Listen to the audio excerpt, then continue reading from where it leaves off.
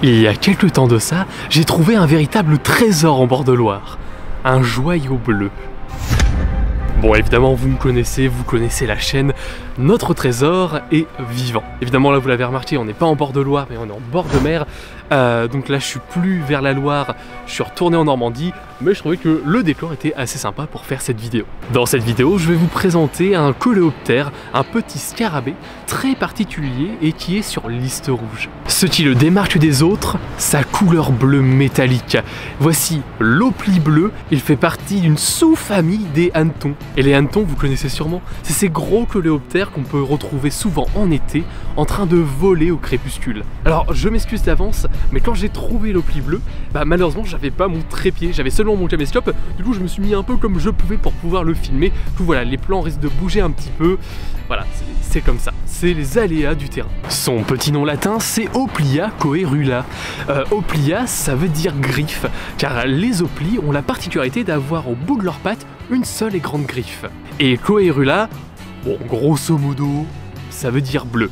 Simple et efficace. Celui que j'ai pu filmer là, c'est un mâle. Chez cette espèce, il y a un fort dimorphisme sexuel. Les mâles ont cette magnifique couleur métallique, alors que les femelles, elles, sont plus grosses, mais aussi plus discrètes. Elles ont une couleur brun-gris afin de mieux se camoufler. Et là, la question qu'on se pose, c'est pourquoi les mâles sont-ils bleus? Pourquoi avoir de si belles couleurs? Bon, vous savez, dans la nature, quand il y a de très belles couleurs comme ça, c'est pas pour 36 000 raisons.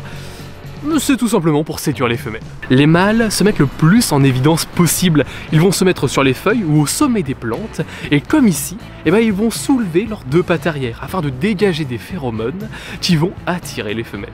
Et là, malheureusement pour les mâles, c'est une espèce où sur les sites, il y a souvent plus de mâles que de femelles. Donc la concurrence, elle est assez rude. Et notre petit diamant bleu, dû à sa beauté, était autrefois porté comme bijou. Avant, les hommes qui vivaient en bord de Loire pouvaient offrir des oplies bleues à leurs fiancés sur des bagues, des colliers, des bracelets, etc.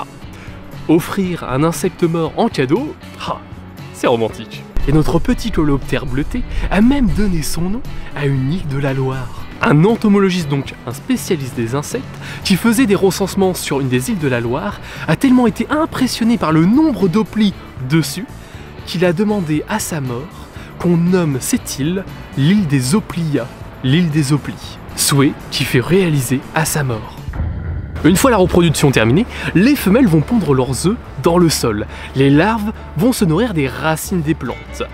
Quant aux adultes, eux, ils se nourrissent de tout ce qui est nectar et pollen. Mais sur cette petite bête, il y a vraiment un gros mystère. Il y a quelque chose qui fascine les scientifiques, sa couleur bleue. Parce que dans la nature, et chez les insectes surtout, c'est assez rare. En fait, cette couleur bleue est la réfraction de la lumière sur une multicouche de plaques de chitine sous chaque écaille. Chacune des couches est légèrement espacée et a sur ses côtés des bâtonnets parallèles. C'est cette structure qui donne avec la lumière ce reflet particulier. Si vous voulez en apprendre plus sur ce sujet, je vous mets dans la description un lien.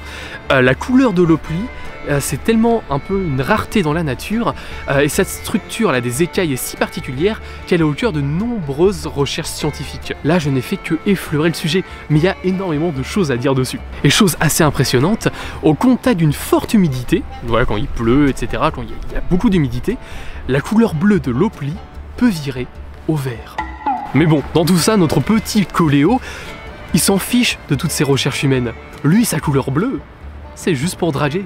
Si vous êtes en bord de Loire ou dans le sud de la France et que vous trouvez un oplie, n'hésitez pas à prendre une photo et à l'envoyer à des associations naturalistes. Voilà, avoir le plus possible de données d'oplie, ça permettra d'en connaître plus sur l'espèce et d'ainsi mieux le protéger. C'est la fin de cette petite vidéo, j'espère qu'elle vous a plu. Voilà, c'est une toute petite vidéo.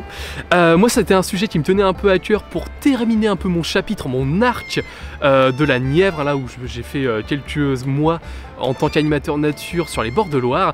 Donc ça permet de terminer cet arc. Si ce petit concept sur cette espèce vous a plu, n'hésitez pas à vous abonner.